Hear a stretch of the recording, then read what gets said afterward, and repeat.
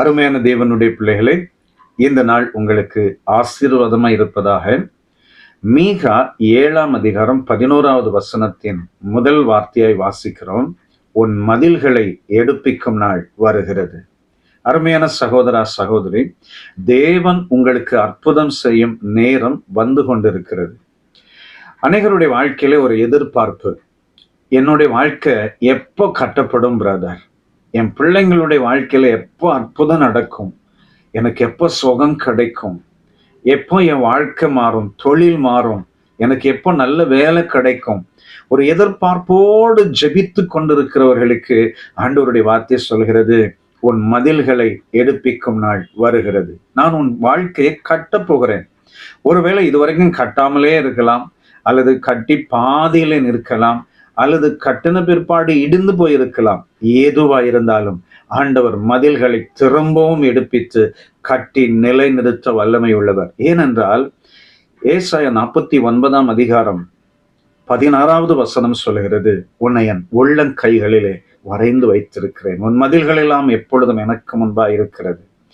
ஆண்டவருக்கு முன்பாக இருக்கிற அந்த மதில்களை அவர் பார்க்கிறார். இடித்து போட்டவைகளை, சிதைந்து கிடக்கிறவைகளை பார்க்கிறார். அந்த மதில்களை திரும்ப கட்டி எழுப்பி ஆண்டவர் நிலை நிறுத்தி சந்தோஷப்பட வைக்க போகிறார். காரணம், நம்முடைய தேவன் சர்வ வல்லமையுள்ள தேவன். அவர் மிகுந்த இரக்கமுள்ளவர். இந்த காலை நேரத்திலே உங்க உள்ளம் அழுது கொண்டிருக்கிறதா, கண்ணீரோடு இருக்கிறதா, எப்போ எதிர்பார்ப்போடு இருக்கிறீங்களா? ஆண்டவர் நிச்சயமா ஒரு பெரிய அற்புதத்தை செய்ய போகிறார். உங்கள் மதில்களை, உங்கள் வாழ்க்கையை, உங்கள் சூழ்நிலையை எடுப்பிக்கும் நாள் வந்து கொண்டிருக்கிறது.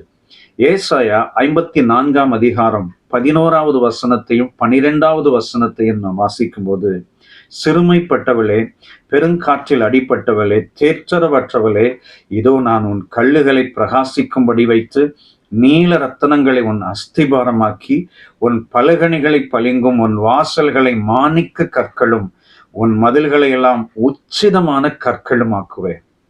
உன் மதில்களை உச்சிதமான கற்களுமாக்குவேன். உன் வாழ்க்கையை உச்சிதமான ஒரு ஆசீர்வாதமான பாத்திரமாக்குவேன். அருமையான சகோதரா சகோதரி, உடைந்து போய் நொறுங்கி போயிருக்கிற உங்க வாழ்க்கையை தேவன் கட்டி எழுப்ப போகிறார். நிறைய பேருடைய எதிர்பார்ப்பு சொல்லுவாங்க, பிரதர், என் வாழ்க்கையில ஒரு நாளும் நான் நிம்மதியை பார்க்க முடியாதபடிக்கு எல்லா பக்கமும் நெருக்கப்படுகிறேன். காலையில் எந்திரிக்கும் போது எப்போ என் வாழ்க்கை மாறும், இன்னைக்கு இருக்குமா, இன்னைக்கு என் ஜீவியத்துல ஒரு மாற்றம் வருமா, இன்னைக்கு என் வேலையில ஒரு மாற்றம் வருமா, இன்னைக்கு இந்த ஆசீர்வாதம் வருமா? நான் காத்திருந்து ஜெபிப்பேன் பிரதர். ஆண்டவர் நிச்சயம் செய்வார் என்று விசுவாசிக்கிறேன். நெடுங்காலம் காத்திருக்கிறதில் இருதயத்தை இழைக்க பண்ணும். விரும்பினது வரும்போது ஜீவ விருட்சம் போல் இருக்கும். ஒருவேளை இன்றைக்கு தேவன் உங்கள் வாழ்க்கையை கட்டி எழுப்பி அற்புதம் செய்ய போகிறார்.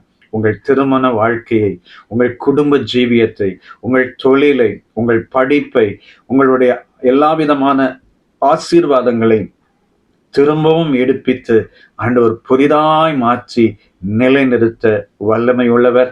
நிச்சயம் இப்படிப்பட்ட அற்புதத்தை தேவன் இன்னைக்கு உங்களுக்கு செய்வாராக. இவைகளெல்லாம் உங்கள் வாழ்க்கையிலே இல்லாமல் இருக்கிறதோ, தேவன் அதை கொடுத்து உங்கள் மதில்களை கட்டி எழுப்பி நிலை நிறுத்துவாராக. உங்களுக்காக நான் ஜெபிக்கிறேன். நிறைந்த பிதாவே, இயேசுவின் விலையேறப்பெற்ற நாமத்தினாலே உம்முடைய சமூகத்தை நோக்கி பார்க்கிறோம். எங்கள் தேவன் உம்முடைய அன்பான பிள்ளைகளுடைய வாழ்க்கையிலே இவைகளெல்லாம் இடிந்து கிடக்கிறதோ, கட்டப்படாமல் இருக்கிறதோ, அவைகளெல்லாம் எடுப்பித்து, அவள் மதில்களை எழுப்பித்து, அவள் வாழ்க்கையை எடுப்பித்து கட்டி ஆசீர்வதித்து எல்லைகளை பெரிதாக்கி நிலைநிறுத்துவீராக. உம்முடைய பிள்ளைகளை மனதார ஆசீர்வதியும். இயேசு இரட்சகர் நாமத்தில் பிதாவே, ஆமென், ஆமென்.